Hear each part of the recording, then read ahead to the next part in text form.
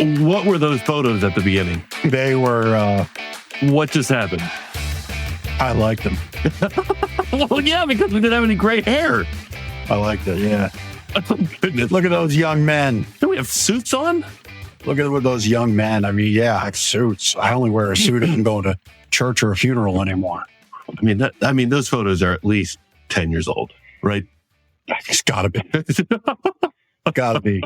But hey, at least 10 years old means we got something to say because we've been doing this for a little while. True. We're talking earlier today. It is Labor Day. It is Labor Day. And we put a lot of labor into this industry. And we're talking earlier today. We got like 50 years of mattress experience between the two of us. Wow. When you say it like that, it sounds like a lot. All earned gray hairs. I'm even getting them up. No question. I'm even getting them up here now. Yeah, they're like all over the place. Yeah. Silver. A lot of silver foxes coming in. Mm-hmm. Is that how it's expressed? Hey, it's just run with it. That's right. Right. Well, we're doing something a little different here today on Labor Day, and that's an Ask Ben and Jeff show. We often get questions here in the store. We get questions that come in from our website. On our website, you can ask us questions. For this show, we said, you know what? Let's do an Ask Ben and Jeff show. So we emailed our list and got some questions, came back that way. So we're going to answer those questions live. We've referenced him often, our amazing producer, Chris Stone from Cast Ahead. Now, wait, is he going to be? You get to see him. There he is. Here. Chris Stone in the flesh, everybody. Is this the first time I've ever been on screen for Lancaster Connects? I feel like maybe he was before, but it might be. You're going to have an extended run on this one, baby. Baptism by fire. Here we go. That's right. I'm jumping into the coffee mug here. Now, each question you're going to have to ask in a different voice. Can you do that? Oh my gosh. You really are putting me in. Right. Okay. Hey, listen, Ben, don't. I just might. Don't test them. Yeah, you never know what voice you're going to get with as many questions as we have. All right. So those of you who are watching, listening, if you want to ask Ben and Jeff questions, I feel like this is going to be, I don't know, maybe this is presumptuous of me, gentlemen, but I feel like this could be an ongoing thing because there's a lot of questions here. And if you've got any questions, sometimes people can't catch the show live. They're watching on a replay and they're like, how do we be a part of this community and, connect with these guys? Go to info@gardnersmattressandmore.com and in the subject line, say Ask Ben and Jeff, and boom, the magic of the interwebs allows you to ask your question. How about that? Yep. Love it. You can do that. And if you don't want us to use your name, you can just say, please keep me anonymous. If you want to be all out there with your mattress business, you can put it in the comments and we'll respond socially, appropriately, right back on your comment. We'll answer your question there too. But if you want your question on the show, we send it in. info@gardnersmattressandmore.com. Awesome. I can't wait for this because a lot of these questions I don't know the answers to. So I get to learn here at the same time as well as push all these buttons. So question number 1 from Mary in Columbia. That's my first voice of many here, Ben. Hey, Ben and Jeff, why is my mattress sagging? I bought a name brand mattress I had trust in maybe 5 years ago, and there's already a divot. Mary in Columbia, what do we do? I can take this one. Go ahead. So, there's a number of reasons why a mattress might fail, right? Improper support, bed frame, box spring, foundation, using it in an improper way, which is one thing that we help work through on any new mattress purchase. Yep. But since you referenced name brand in the question, Mary, that's a little different. So, you bought a mattress 5 years ago. The industry has changed for these name brands so significantly. You referenced our combined 50 years. 20 years ago, these big brands, and they're going to remain nameless. They're going to remain nameless, but them, the big brands that all begin with the letter S, that you maybe knew and loved for a lot of years and have maybe owned for a lot of years. Those brands were vastly different 20 years ago than they are now. Yes. And 5 years ago. Those brands used to be independently owned or mattresses made in independently owned facilities that actually cared about making a quality bed with quality components, quality foams, quality fibers, quality coils and springs, beds that were handcrafted by people, right? Nowadays, these big brands are owned by mega corporations that have lots of C-level executives that tend to prioritize profits over product. And unfortunately, what tends to happen, again, these brands because they still pump advertising. They flood the marketplace with advertising. But unfortunately, to pay for that large marketing budget and look good on paper, the product suffers. So when you're looking at a mattress that, you bought 5 years ago and it's 16 inches thick, it may feel nice and fluffy and soft and comfortable and supportive or whatever for a short period of time or when you first get it. But then those cheaper materials, the cheaper fibers and fabric layers and materials, foams, padding, they break down over time. And now you're in a mattress that has a 2-inch indentation, where 20 years ago, that same mattress was made with quality components and lasted a long time. These mattresses today made by these big brands, they just they're not made with the materials that are going to last a long time. That's why we prioritize here at Gardeners. You won't even recognize most of the brands in the showroom. We have products made by independent retailers where we can actually go to and actually dictate or suggest what's in the product. Create. Yep. These mattresses right here behind us. Yep. Our criteria were designed by us. Yeah. With the materials we wanted in them. Yeah. I mean, I was picked on in the show for possibly not being able to answer a question in a short time frame, and Ben just went 5 minutes. I did. So I can't not say that, everybody. Yeah, but I love how you called him out on that. That's beautiful. Yeah, I'm going to call him out. But anyway, I'll just put a little color on what Ben said. The long and short of it is your big name brands are Wall Street owned or public, are public companies, Wall Street owned, traded on the stock market, where shareholder profit's the number one goal. We all know that. The other companies are owned by private equity. Private equity, I am a low regulation kind of guy, but private equity firms need to be properly mandated. They strip assets away. They take all value away from a company. They leave the customer holding the bag. They leave the family, if there was still equity in, holding the bag. They leave the employees holding the bag. I think it's terrible. And we choose to stay away from those companies as best we can, when we can, and make decisions to move away. And we did that, 7, 8 years ago now, to move away from big name brands, excluding Tempur-Pedic because they still hold our standard around. Actually, our relationship with them has gotten better. And Ben has said we work with independent factories. We're a 5-star company. If we can't have 5-star partners, we can't give you 5-star service. And so that's the color I wanted to put on top of what that's a great Ben had to say. Awesome. Way to make a long answer even longer, Jeff. That's amazing. No, the fist bump. I think that's a first for Lancaster Connects, at least as long as I've been like, I haven't seen the fist bump. Maybe we'll get a hug in here. I don't know. Could be. All right. Question number 2 is from Jameson. Hey guys, what are the benefits of a hybrid? What exactly is a hybrid? Seems like everything is a hybrid. This is Jameson in Mannheim. Yeah. So Chris is a tech guy. You'll know this reference. When the iPhone came out, it was like everything. Coffee mug, headphones. Everyone in the world glommed on to what the iPhone and Apple created. And that's kind of what the term hybrid has become. So we reference 50 years of experience.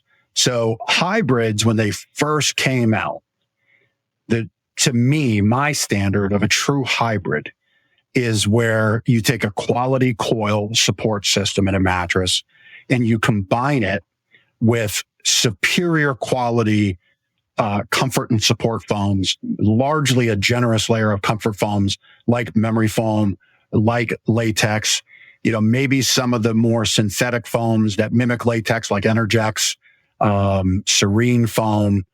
Those are quality foams, but there's a generous amount. We're talking like 3 to 4, maybe 5 inches. Hybrid in the fact that it takes a coil support, reducing the cost, because it just is more cost effective to fill space with a steel coil than it is with a foam. But then pairing that support from the coil with the comfort of a quality foam into one mattress. That is the true essence. If we're to get to the bedrock of the definition, that's what a hybrid is. Today, hybrid is like a buzzword. It's a marketing term. It's almost like what, like Xerox is, Kleenex is to tissues, Xerox is to copies. AI is being used to market everything. Hybrid, similar. Yes. Yeah. It's like this blanket term. And so, we help you sort through that. We know what you want is a good mix of support and comfort and to wake up happy. So there's a lot of hybrids here by the current definition. And then there's a handful by our definition. Either way, we're going to help you find that right fit and help you wake up happy. I think that was within the recommended time frame. That's a world record. That is a world record. Awesome. See, thank you. I can follow instructions. Let's see if Ben can on this one. Terry in Mount Joy. Hey, gentlemen, this mattress comes compressed and rolled in a box. Mm-hmm. Doesn't that compromise the quality of the mattress? This one I got to know. Yeah, so this is a relatively new thing within the last 5-7 years or so. You're starting to see mattresses that come in a box. And we're not talking just like a cardboard box that's the shape of a mattress. It's taking a mattress and compressing it from whatever the height of it is down to only a few inches or less, rolling it like you'd roll a carpet, right? Putting it in a sealed bag and putting it in a box. Obviously, from a shipping logistics standpoint, they're fantastic. Some mattresses that are put in boxes can be FedEx and UPS show up right at your door. We have mattresses that are like this. They're easy for storage, easy for receiving, easy for delivering, that sort of thing. But the question is about the durability. It does not affect durability. Manufacturers just didn't wake up one day and go, hey, let's put a mattress in a box without any research and development and testing to do so. That's one part of the industry that most consumers don't see is the research and development that goes into making a product. All mattresses go through durability testing, and they obviously go through testing to make sure that a mattress will recover to its original form after being put in a box. That being said, there are some mattresses that, you don't want to take a boxed up mattress, a rolled up mattress, and leave it in the box for years. Like it's going to reach a point where it expires from being able to recover. But we know what those time frames are, and we manage that here. Yeah. And I would contend that a quality mattress kept in a box too long is not an issue of durability or quality. No more than a Wagyu A5 filet steak not kept in a refrigerator. Mm-hmm. That's not an issue of quality. Right. It wasn't cared for properly. It's true. Okay. Yeah. The part that I would add to this one, if I may, please, is what you as the consumer don't see is how the ingredients of a mattress are shipped into a factory. So for a long time, and I'm talking like OSHA got involved in this years ago, because people were injured, your coil springs were compressed. I think it was 10 to 25 units per pack. So a 6-inch old school Benel coil spring that if you're 45 and up, this was what was in your mattress when you were a kid and probably in your first mattress in college. And if you're older, certainly you've slept on this coil spring. 6-inch coil spring. So if there's 10 of them, that's 60 inches, 5 feet. If there's 20 of them, 10 foot. That's probably more in that range, closer to 20. But they're all shipped in a pack. So we're talking 8 to 10 feet fully expanded. They're shipped in a pack that I'm not kidding is about this dimension, about a foot or so. And they're put into a piece of equipment in a factory that's like a heavy steel press. Mm-hmm. and there's old school ropes, and the ropes are let out hand over hand. And there's some factories that still have this equipment, and it's let out hand over hand really slowly. And if you let it go too far, what happens is it blows out and it can hit the people in front of it. So you have to be very careful. Yikes. I share all that. Pocket coils are now shipped this way. Some are shipped flattened and rolled together in a bundle. Mm-hmm. Foams are compressed. There's actually good things to pre-compressing foam. So your componentry is shipped, compressed, and rolled. Here's where I'm adding a little more to it. Now I'm going, here's where the difference is. The box has constrained development and innovation, because the box is what you see in your neighborhood. It's what you see being advertised online and on TV and on the radio. The box on the local neighborhood FedEx truck, it has a weight limit on it. And the weight of the ingredients, especially of foam, directly equates to quality. The heavier, denser it is, the better quality it is. Bar none, there is no getting around that. So when UPS and FedEx have a constraint, and UPS just negotiated this in their contract for 24, when that weight limit gets lowered per box, which is over 100 pounds in some cases, on the shoulder of one person carrying it up your neighborhood stairs, your sidewalks, the quality of what goes in there gets constrained. It can only be so good because the factory doesn't determine it. The retailers can't ask for it. It's the shipping company that's demanding it be this weight or less. Mm-hmm. That's where durability and the question of durability comes into play. Companies like Posh and Lavish come in a box, are very compressed and rolled. most popular mattress. And it's one of the very best. What's a king now? Like 250, 60 pounds, something like that? They're heavy. They just increase the weight. Why? Because their stuff ships on a pallet in a box on truckloads, gets unloaded with pallet jacks on docks, and then put into proper equipment that our 2-person crew handles and carries into your home 2 people at a time. That's the difference. So the box is just technology to ease the shipping issues, unless you allow it to be constrained by the final delivery device, and that's your neighborhood small trucks. I'm done, Chris, by the way. No more to add. I want long Are enough. you sure? Are you, okay. I'm about to throw the flag.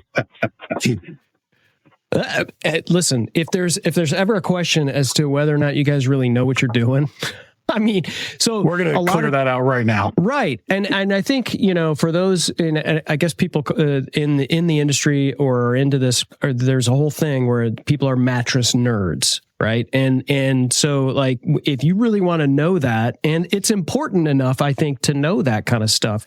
And when you walk into a lot of these, big chains, you don't get that level of expertise. And I know you guys train your people there at the store with the same information. So it's not like, Jeff and Ben are the experts and they're like sitting there or even in the store every day. You're not. You're there for this show, and then you're equipping the people there to deliver that kind of intel to the people so that they can sleep better. So it's good because we spend a lot of time on your show talking to a lot of people that are giving back to the community and a lot of that stuff, but we don't get the nerd side. And like, I can tell both you guys are kind of like sitting up in your seat, getting all nerdy on this thing. What's the next one? We're locked in. That's right. Dana and Lancaster, or I'm sorry, did I say Lancaster? Lancaster. See, this is what I get for being on. It's like, we might have to throw you off the show. Yeah, please do. Lancaster. Dana wants to know, what are the differences between memory foam and latex? Mm-hmm. Yep. So, we're going to nerd out here on this answer. I'm sure you'll have something to add. Sure. I'll take it if you don't mind. And so, first thing to know, Dana, is it really doesn't matter, okay? Unless the things I'm going to bring up matter to you.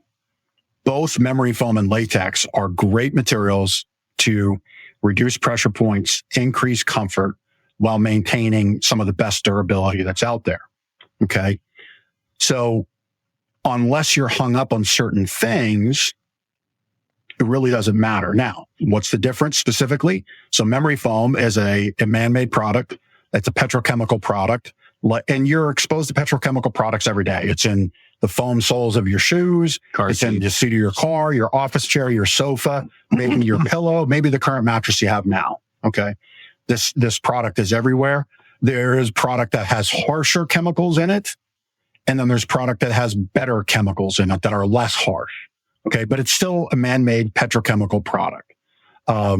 The stuff you see, the foam mattresses you see maybe on a website that rhymes with schmamishmon. Okay. Not to be confused with amazing Schmiskets at Sheets, but, on that site, we had the pleasure, the story's going to come out here at some point once the news cycle calms down a little bit. So like probably in December. But we had Fox Business News here at the store asking us about, our insights on, what are the damages these imported mattresses are doing both to our economy, to the business condition, and how are they performing for customers? And the reality is these harsher chemicals, are what does the damage. Okay. It's the stuff that stinks, that off gases, can create skin irritation, respiratory irritation, things like that. We don't sell that quality of product here. Okay. I would venture a guess, with the exception of one or two products, all of our foams are made here in the US. And even those products have CertaPure certified foams, which are guaranteed for less off gassing. So yes, everything here meets that standard. CertaPure is something you definitely want to look for with a petrochemical foam product, a CertaPure certified foam. Okay. So everything here, US made foam, CertaPure certified foam, but it is petrochemical. Latex, on the other hand, is a natural product. Now, boy, we could do a whole show on this. Just on latex. I'm going to give you the Reader's Digest on latex. So latex is, again, it's kind of like that Xerox term, that AI powered term. We had the I term, like iPhone. We had, it was so painful, the blockchain moment where everything was blockchain. Latex has become that word. All right. If you want the healthiest, most natural piece of latex, you want something that is a 95% plus composition of sap rubber, the sap from a rubber tree. And our Posh and Lavish brand, that's the mixture that they've gone to recently, where it's 95% sap rubber. And so that's the healthiest, most natural latex layer you're going to be able to sleep on. What happens is kind of like that hybrid term gets thrown around. Latex gets thrown around as all natural. The problem is it is natural, but the rubber is extracted from like ragweed plants, I believe is the actual, it's a ragweed like plant. So stalky, think of like a rubber tree, which grows fast. So like stalky, robust plants that aren't small, that aren't overly leafy, but have a big stalk. They extract that quote unquote rubber, that's in there, the sap that's within that stalk of that plant. And that's called a plant-based elastin, or SBR. It's natural. All right. Plants are natural. They grow naturally, but it's not the quality nor durability of what the sap from a rubber tree is. Mm-hmm. It's also far easier to produce. You can source it here domestically as opposed to plantation rubber from Sri Lanka in the Far East, so to say. And what I want to talk about that plantation word too for a second, because it can have negative connotation. In this case, it's not. But that plant-based elastin can be so quickly made, but it gets that word natural attached to it, that the durability suffers. So that's the differences. So latex, if you care about health, your skin's your biggest organ, you're laying on it all night. If that matters to you, that's why latex should matter. If you're really not bothered and you like a more conforming feel, maybe memory foam is a better way to go. Both are going to be very good at pressure and pressure reduction and have superior comfort and durability. Did I do that justice? I believe so. Yeah, that one went long. I apologize. Yes. I mean, really from like, to translate it to the in-store experience here and like what you're finding, we have quality memory foam, we have quality latex foam rubber. It comes down to the feel difference. Some people are simply going to prefer that memory foam feel. Some people are going to prefer the latex feel, and there's no right or wrong answer. It's just being able to spend a little bit of time and picking the one that meets those needs the best. I mean, I have somebody in my network who reached out to me on DM on Facebook and said, "What's the best mattress?" And I know he can afford a Heston's $670,000 mattress, the same one that Drake, the rapper, has. Okay. That doesn't mean it's the best. You could spend $670,000 and not help your back pain. Now you have a cool mattress. Okay. Or you can come here with us and spend like, I don't know what $6,700 is fractionally to $670,000 on the fly. And we'll get the right fit and you're going to love it, you know, and we're going to help your back, you know, so you'll spend like 0.001% or whatever it is. Right. Now you might not be able to rap like Drake, but your back will be fixed and we'll help you with that. I was today years old when I found out that Jeff Janakovo knew what mattress Drake was sleeping on. That's amazing. If it's in the mattress business, we need to know about it. That's true. Yeah. And he's a little popular. Like a little bit. Maybe somebody you've heard of. Exactly. All right. Awesome. So this is from Susan in Strasbourg. Hi, I need a firm mattress. I was always told that firmer is better. Is this true? So, I mean, it might be better for you. But, you know, this question kind of indicates that there's maybe a misdefinition or misunderstanding of what the term firm actually means. There's a difference between a hard mattress. You know, there's definitely hard mattresses out there. You know, generally our industry calls them firm, which, you know, unfortunately for us kind of makes the job a little harder and the consumer's job a little harder. Firm is actually an indication of support.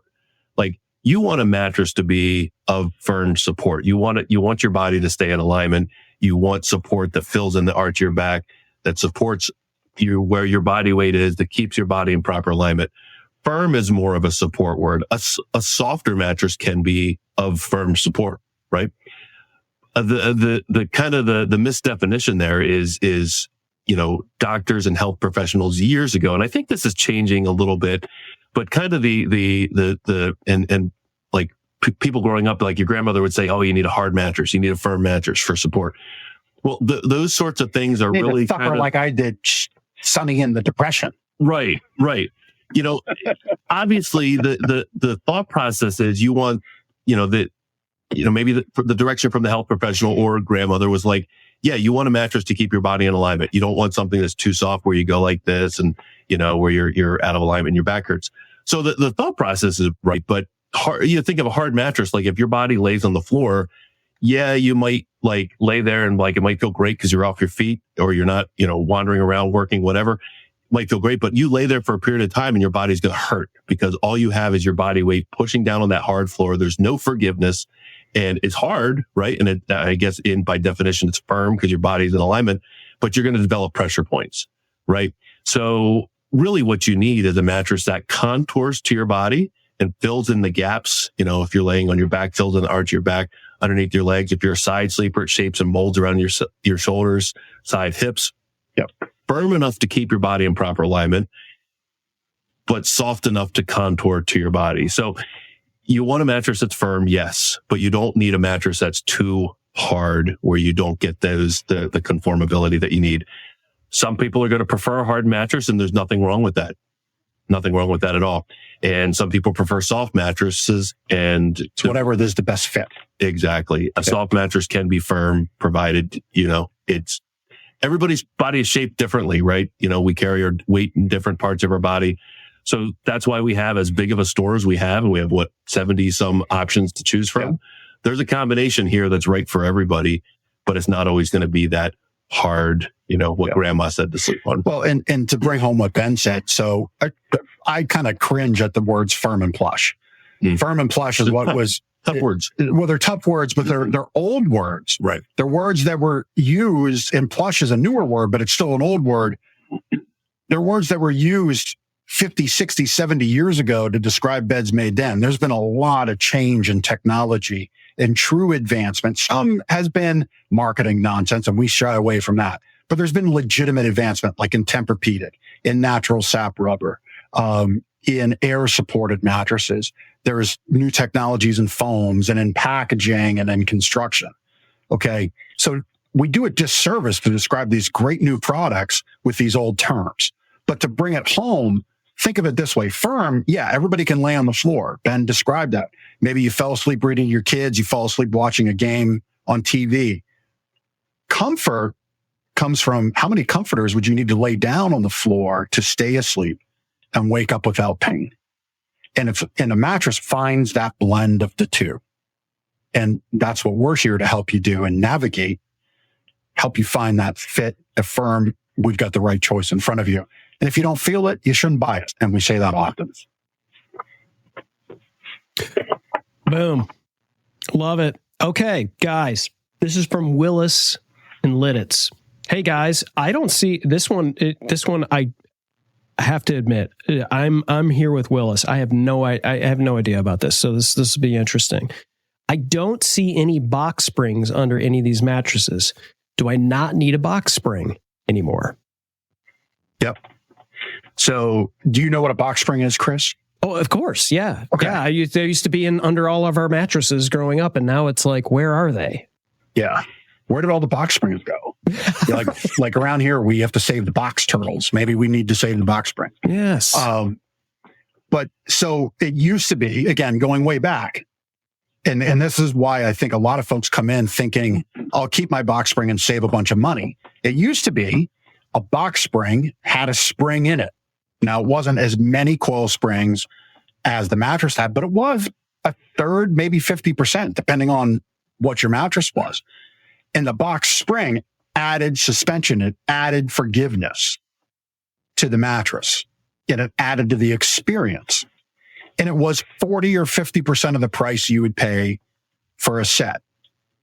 That's long gone. There are still a handful of brands that still make a true coil box spring that is of value, that can help your overall experience.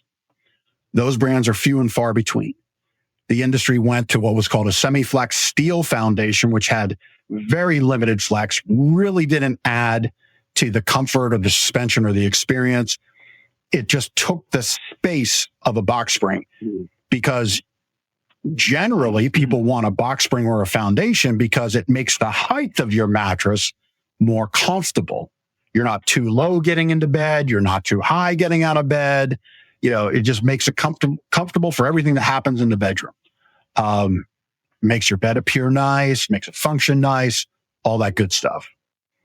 Today, fast forward to today, the industry has basically turned its back on box springs and foundations. You need a foundation. Now, foundation can mean a platform bed with a solid deck, because maybe you have drawers underneath, like a captain's bed.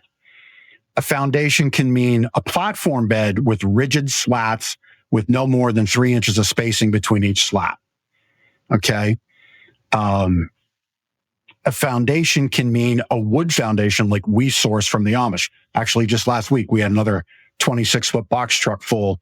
We went and picked up and unloaded. Okay. And we spec'd that, designed it to meet the standards of our most luxurious product. And now we just put that under everything here in the store. They look like box springs, but they're rigid wood platforms. There's no flex. Additionally, a foundation can be an adjustable bed base. Okay. Solid wood top, but the head and the foot move up and down. And maybe there's a lumbar enhancement, neck tilt enhancement in there. But when flat, when being used, the mattress has all the support it needs. And that's what's changed, is we've taken the support and suspension out of what's under the mattress and put all that suspension and support into the mattress. And now you just need a foundation of some sorts to work with how you're going to use the mattress at home. Well done. Anything to add there? No. Nope. Covered the bases. All right. So Henrietta chimes in. Gents, This is Henrietta in Denver. Is there a Denver, Pennsylvania? There is. Man, that was my stomping grounds when I moved here. Really? Yeah, I jumped off a crane in Denver at the Denver Fair and bungee jumped for the first time. Oh my God. Was it the last time you jumped? No, I did it a couple more times. Okay. Denver sounds wild. All right. Denver Fairs should fix them to start again. That's true. Oh, don't they make mattresses you can flip anymore? That's Henrietta in Denver wants to know. This one is interesting because, we were talking about the F word around here. Yeah, we do say the F word, flip, or letter flip word. So yeah, mattresses up until about 25 years ago, almost all mattresses were two-sided. Beds that you can flip and rotate for even wear and tear, longer lasting mattress, right? But some big brands, again, they will remain nameless, in their infinite wisdom, decided to make half the mattress and go one-sided. I started here at Gardner's like in 2000, and it was 2001, I believe, first one-sided bed hit our showroom floor, and it was like, within a year or two, all mattresses were being made one-sided. No, I shouldn't say almost all, right? At least all the big brands went one-sided. And the challenge there is mattresses became much more thick. So you had mattresses that were the same thickness as two-sided beds or thicker, but the coil unit remained, that 8-inch coil coil unit. And you just layered a bunch of cheap padding on top. Yeah. And that's where you saw big indentations. It kind of goes back to that first question we had. But there have been, through all this, 20-year time period, and continue to be, and it's one of the things that we specialize in here at Gardner's, two-sided flippable beds. So you walk into most retailers, or look at most mattress marketing, they're going to say they don't exist. Well, that's because they only peddle the big brands. Which they don't make two-sided flippable beds. It is one of the specialties here at Gardner's. One of the things that makes us unique. Two-sided flippable beds. You've got, a couple that you can see right here behind us. In fact, you can see a bun sample right there where the padding that's on the one side is the same exact padding on the other side. You can flip and rotate these mattresses for equal wear and tear for a longer lasting mattress. Yeah. So, and so to speak to our combined knowledge, I'm going to take us back 20 some years. 2003, spring of 2003. I'm actually in a suburb of Atlanta. For other mattress nerds out there, you're going to know the brand I'm referencing by that geography. Mm-hmm. And I'm in a meeting, and the executives in that meeting of that big name brand, because the company I represented, we had a license with them. We're talking about the advent and how one-sided mattresses came to be. And it came to be as a demand from private equity to say, we have to immediately increase profits. We have to put a plan together to immediately increase profits by 33% in the next year. How do we do that? Let's brainstorm it. And what came out of that brainstorm came from operations saying, well, if we, the easiest thing is we just don't quilt the other side, meaning the bottom side. Mm-hmm. If we just made everything the top side, that would be how to do it. But who the heck wants to do that? And so they said, no, but what if we did that? Let's research it out. And so they came up with a survey, and anybody that knows anything about surveying, you can create a survey to get the exact outcomes you want. Flipping a mattress isn't easy. It's hard to remember because you only do it 2 to 4 times a year. You don't want to do it. Like, who wakes up and says, oh, fantastic. Absolutely nothing else in my world. And I'm so happy I get to flip a mattress. Right. So that was what came out of the survey. It's like, well, people don't want this. So let's give them what they say they don't want, even though our survey was game to come up with that answer. And so that's how one-sided mattresses truly came to be. One company did it, and then others kind of followed suit as time went along. Here's what I want to add to it. These are not the two-sided flippable mattresses of old. Okay. And good point. These are things, most of them are ones that we've designed, and our customers really enjoy them, and they hold up in the home, and they're as comfortable and conforming as some of the newest technology stuff that's out there today. But you get that benefited reality of being able to flip and rotate the mattress, because let's face it, you are using this product. If you only put your left side shoe on, your right side shoes would stay new all the time. We have most times two different body types in bed, 2 different sleeping positions, 2 different ways to wear and tear on a mattress. So when you can rotate it and flip it over, you extend the comfort life of the bed, which extends the durability of it. And that's why we love selling that product here. Yeah. And, this product right back here kind of goes to, I forget which number question that was, the hybrids. Like, this is a 2-sided flippable hybrid with premium material inside. Yep. So it's taking that kind of older, mattress that you grew up with, right? 20 plus years ago that was flippable and taking it to the next level with premium material. Yep. All right, guys, let's flip to the next question, shall we? That's a pro move right there. Where's my rim shot? Here it is. Oh, well, I need to turn this up. Here we go. There it is. Love it. All right. This is from Monica in East Earl. Dear Jeff and Ben, doesn't foam sleep hot, in quotation marks? Sleep hot? What does that mean? What does that mean? You wake up sweaty? Is that what that is? I don't know the phrase sleep hot. Yeah. So waking up with dampness under your back is not nice. It's not pleasant. Yeah. Sleeping hot, like perspiring, is not pleasant. But biologically, our bodies are tuned to actually cool down naturally a couple degrees when we go to bed. You can look that up. That's the way our bodies are tuned.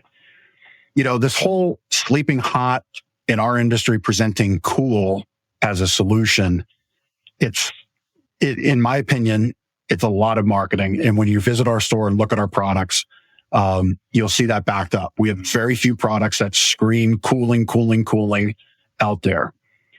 My feeling of sleeping hot, it's twofold. One, an all foam bed, regardless of what it is, natural latex or memory foam, is not going to have the ability to move air underneath your body like what's over our shoulder there with that little sample with an open mass, air mass like coils have. Okay. Now, that doesn't mean you're going to inherently sleep hotter on an all foam bed, whether that's memory foam or latex versus coil. You can do things to change the environment. And this is the other part where I think people have held tight to just what they've always known and what they've always done. And that's high thread count cotton sheets. Okay. So you can put a high thread count cotton sheet on a great quality mattress that does have some cooling technology built in that can work, but still get the same outcome of feeling hot. What you need to do is control the environment, the temperatures that happen, the bed clothing you wear, the sheets you use to complement the mattress you have and the outcome you want. If you want to sleep cooler, bamboo sheets are fantastic. Lower thread count sheets are fantastic. A tensile thin mattress protector to keep the mattress clean is fantastic. A natural latex is not temperature neutral. The interesting thing, we were pretty hot Saturday. If we would have put a memory foam mattress outside and a latex mattress outside, okay, and a coil mattress outside, the feel of the coil mattress wouldn't change at all. The feel of the latex mattress wouldn't change at all. The feel of the memory foam mattress would feel very ooey, gooey. You'd really get into it. Yeah.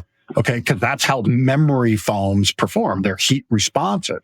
Just like if it was really cold, dead of winter, tactile feel, everything would feel cold. That spring mattress, if it had memory foam in it, would feel hard. You'd feel hardness in it. The memory foam would feel like a brick. I mean, when we deliver Tempur-Pedic in the winter, we actually keep them in the warehouse the night before instead of putting it on the truck because we don't want to deliver a brick hard mattress. So thinking about the temperature responsiveness of what you sleep on is important. Complementing it with proper bedding items to control that humidity and the moisture is important. The temperature of your room, dialing it back is important. The other thing I'll add is think about your diet. And this is something we talk about in our Sleep Better book. Energy drinks is I think the number one bottled beverage that's sold anymore. Well, the of caffeine is you drink it at noon, it's still in your body 6 hours later at 8 o'clock. Okay. 12 hours later, half of that 6 hours to 8 o'clock or 6 o'clock. I'm sorry. That's what I get for doing math on the fly here on the show. Point being, you want to reduce the amount of caffeine. Our diet, I think it goes without saying, and you can visibly see it. I make jokes about myself all the time. Our diets as a nation are about as bad as they've ever been before. High processed foods.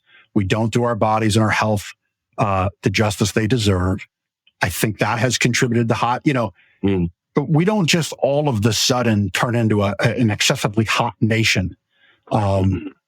in the last 10 years. Like this cooling thing has really come out in the last 10 to 15 years. And if we look in our timeline of energy drinks and diet and less exercise and more stress, social media, being on our phones, all of that is a contributing factor. Is it the factor? Probably not. Altogether, I feel 100% it's part of it. So foam, sleep hot, yes and no. I talked a lot about a lot of things. You need to work with a professional, and we're happy to be your professional, on what your fit is. And we'll talk with you about what you're going through and help prescribe the right solution for you. So global warming is not, you're not saying that that's a fact. Well, I mean, look, is it hotter to sleep at the equator than it is at the North Pole? Yeah. Sure. But we can do some things to make it bearable. So there's a question here from Chris in Atlanta.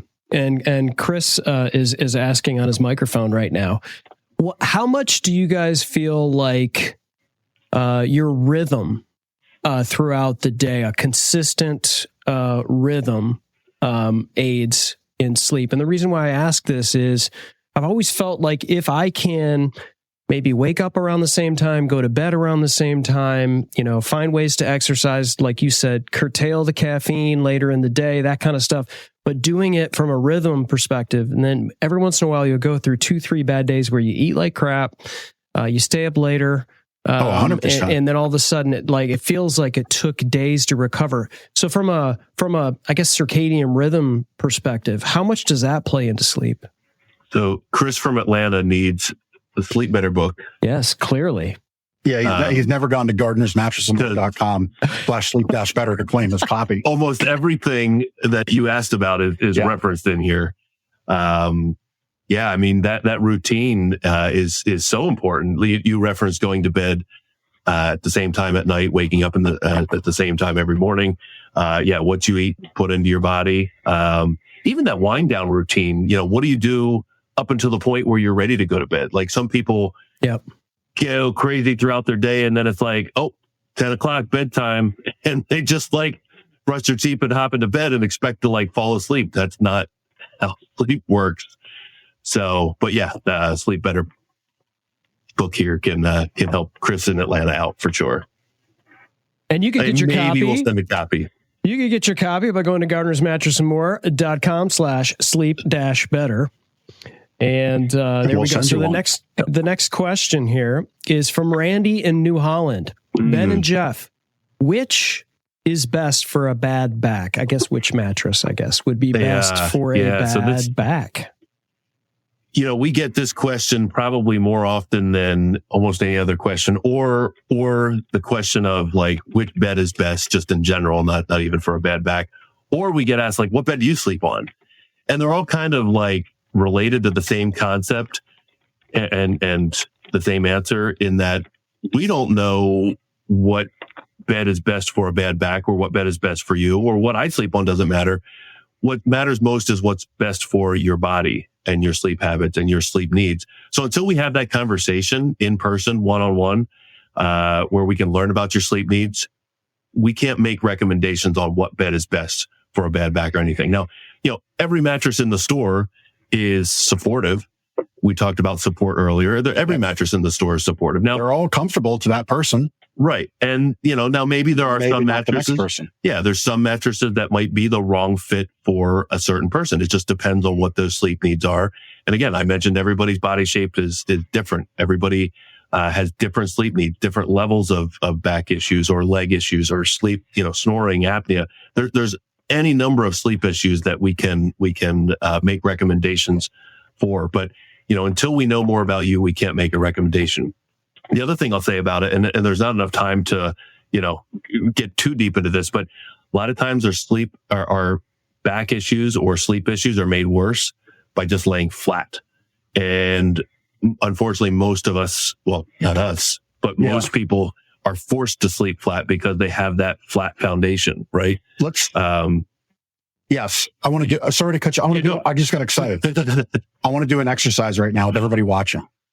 Because I'm going to show you, you're going to feel it. Yes, let's do it. I know what you're going to do. Yeah, with what Ben just said about sleeping flat. So We're going to play Simon Says. So Simon Says, take your hand. So if you're listening to this, you need to watch the video. Take your hand and make it as flat as possible. Stretch your fingers to the sky. Oh, that hurts. And try to do it. I'll do it with the tape. Try to make your hand as flat, perpendicular to the floor as possible. Okay. Now, Simon Says our fingers are like our head. The bottom palm of our hand is like our feet. So, Chris, Simon says, and Simon asks, what would then, if our fingers are our head and the bottom is our feet, what would the middle part, the backs of our knuckles, be? Our back. Okay. Yeah. Like this would be our waist. Yes. Right. Okay. Yep. So head, feet, back, right?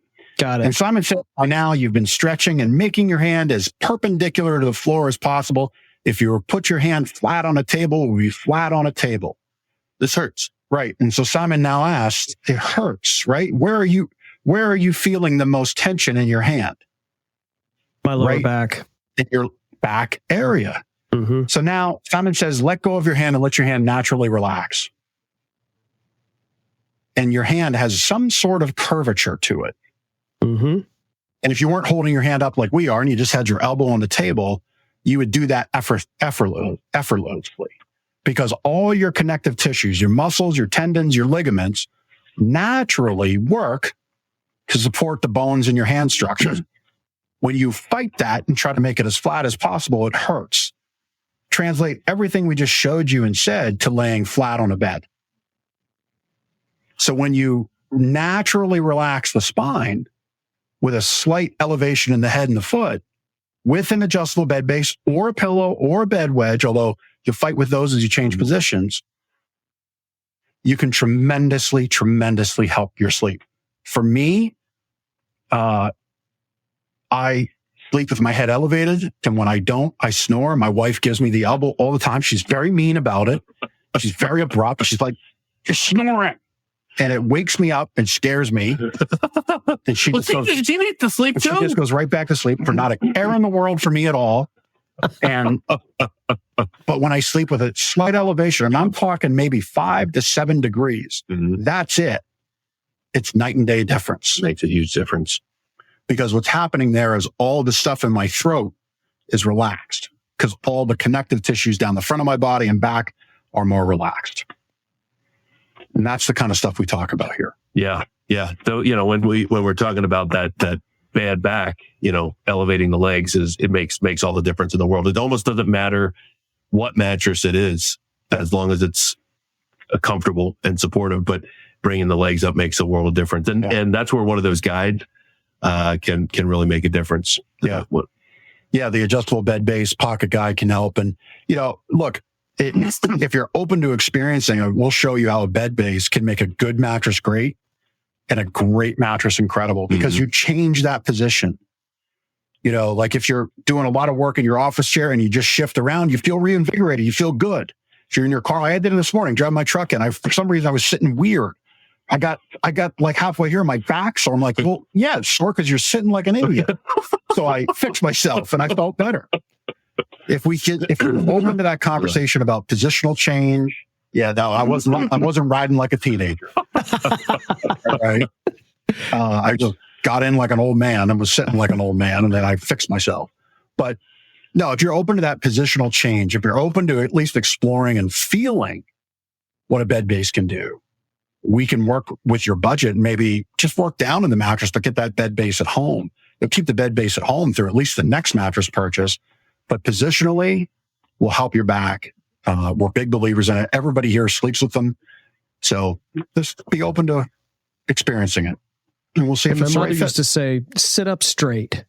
You're slouching, sit up straight. But it was because you need to, it was a proper thing to do is to sit up straight, not look like you're some sort of slouch or whatever. But it's actually great advice too. And I probably should have listened more, and that way I wouldn't have I've had a herniated disc in my back. That's right. That's right. So everybody sit up straight, just like my mom used to say. All right. So as we're winding down here, we've got a question from Bob in Ephrata. And Bob says, "Hi guys, I read that another furniture and mattress store is coming to town. Why do we have so many in the area?" Yep. You want to start or you want me to start? Go ahead. All right. So first of all, kudos to Lancaster. Kudos to you. Lancaster is a great place to live. It's a great place to work. People love to live here. They love to be here. They love to visit here. It's a great area. It's a great market. It's resilient. Some would say economically resilient, or less affected. That's why, when there's a piece of the pie, everybody wants a bite. So people come in and we all fight for our slice. So yeah, we have a big top 100 chain opening up down the street from us. We're not worried. That's not to say we're impervious. It's not to say that from a position of arrogance. A lot of what we've done here in the store the last couple of years with the divider walls you see, our exterior upgrades, the things we've done to enhance your experience, we've known this was happening. But that's why, because Lancaster is a great market. It's got great people like you, our customer watching, people who support Lancaster Connect, people like David Lapp, who's been on our show last week, and all of our great guests on Lancaster Connect. Like, this is a great place to live, work, and be. And so people want to be here. The nitty gritty of like why so many mattress stores, from a business opportunity perspective, it's relatively easy to get in. Doesn't require a tremendous amount of startup cost. So there's that.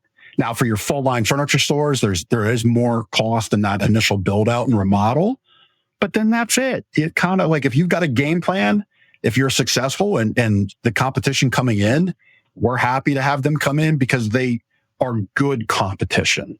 Okay. They're going to bring people to Plaza Boulevard. Okay. And we trust that our expertise, our commitment to you, our customer, we shared last week on the show, we're 15-time favorite mattress store. Our belief and faith is that our customers are going to be our customers. Will that store be a good place to buy a sofa? Yes. An entertainment center? Yes. A bunk bed for your kids? Yes. But we want you to come to us for your mattress. Come to the steakhouse for the piece of prime filet. Come to the mattress store for the mattress. Yeah, we're the specialists to understand unique sleep needs and make great recommendations to meet those sleep needs. Yep.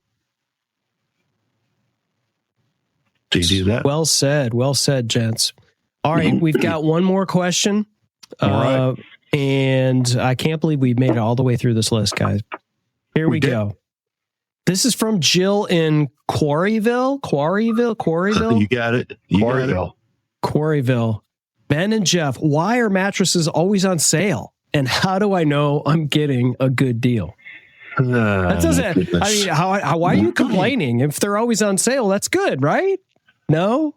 Yeah, well, it's kind of like the mattress industry over the years has shot themselves in the foot in terms of the promotions that they offer and push to the industry.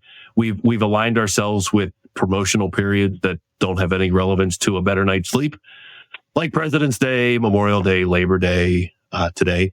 We kind of have these time periods where industry spikes advertising and, pumps a whole lot of dollars into the marketplace. And then it's like, a week after it's like, go back to sleeping poorly. Right. Yeah.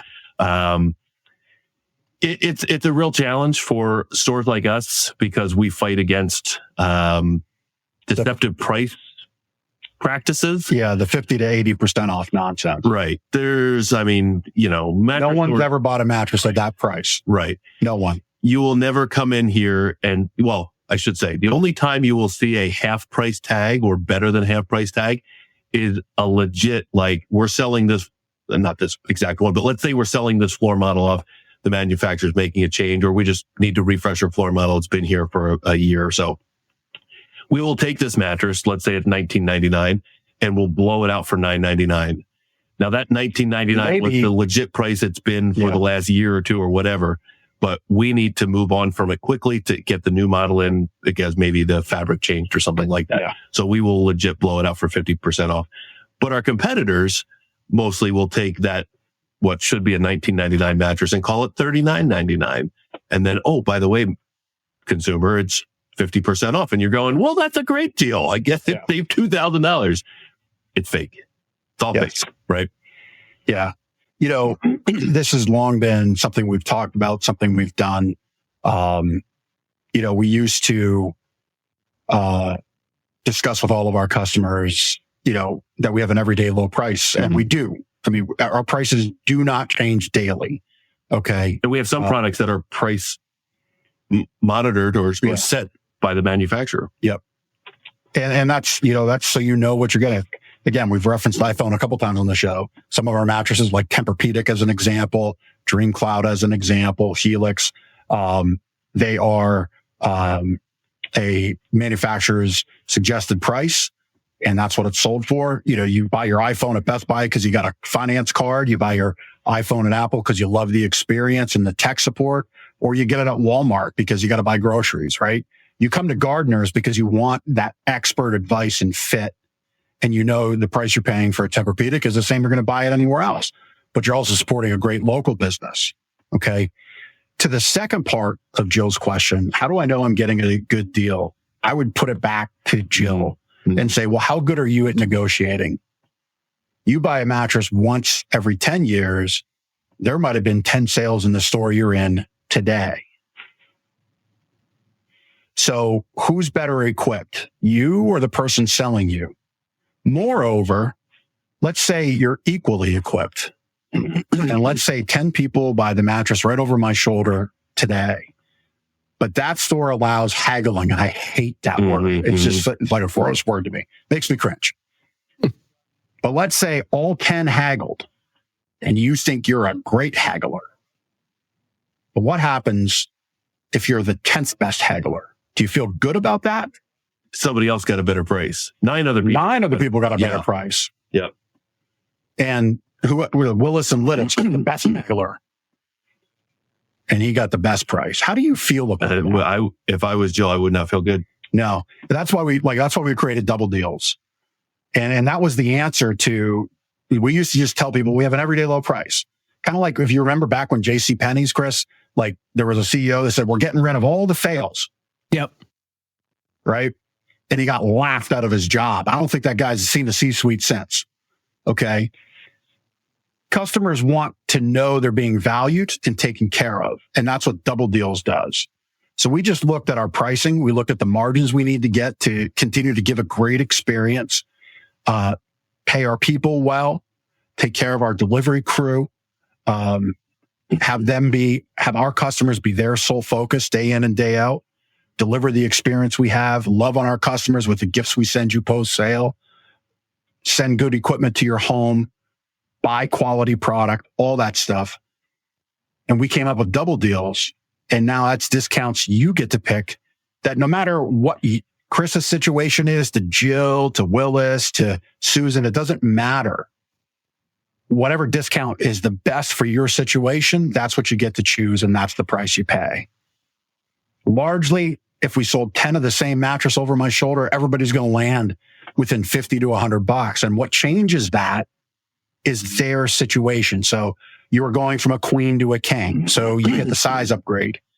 You're staying in a queen and you need a free foundation box spring. So you get that part of the discount. That's what changes it. But that's it. It's not dependent on how good your haggling skills are and how much we want to beat you up today. No. It's on your situation. You're in control. Our team's going to help you navigate that. They're going to work the price card with you and say, based on your situation, here's the best path to the best savings.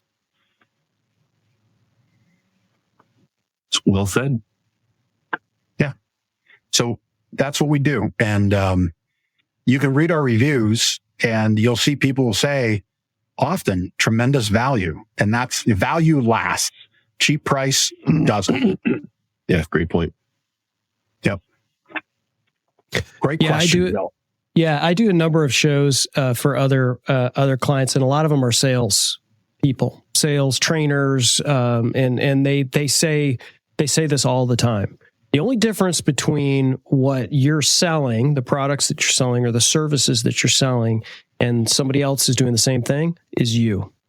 Yep. Mm-hmm. It's the only difference. So, it's like, there's a little price here, there's a little price here. You could do all of that kind of stuff. But ultimately, you probably are getting the same product. Would you rather buy it from, company X, or would you rather buy it from people that you trust? And there's, sometimes you can't really even tell. It's like there's something about this store. There's something about Drew. There's something about this show. There's something about that.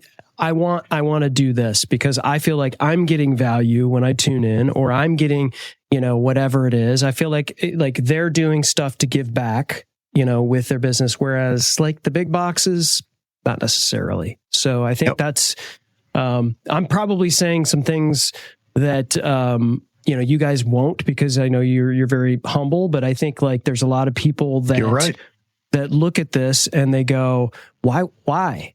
Well, if you're following around this stuff and you're seeing this show and you see the kind of stuff that you get and the value that you get out of what do you guys do, that's why. And so, this is good stuff. Awesome. That's our last question, gentlemen. It is. And just to wrap up that value that Chris talked about, that I started on, we'll let our customers say that for us. Go read our reviews. You can read them online, Google, on Facebook. You can go to our website, gardnersmattressandmore.com/reviews. See something really special there. There's some book looking things that say, helped with mattress pain, helped with mattress buying experience, helped with back pain, helped with neck pain, etc. You're going to see our customers take their time to handwrite back testimonials and send that back to us. It's basically like an old school paper and pen Google review, and they get mailed back to us. Actually, each week we get more of those than we do the online reviews. And I think that's very special. And you're going to see value defined. And it's our customers, people who've given us their hard-earned money so we can help them wake up happy. It's them saying it, not us. It's not our big ad budget. It's not how much money we can spend in the paper, the radio, the TV to beat it over the head that we've got the best price, when in fact we don't, because that's what our competition says. It's our customers telling you about the exceeding value, the service, the experience, the commitment to finding the right fit for your back and your budget that we have here. And that's what I'll wrap up on.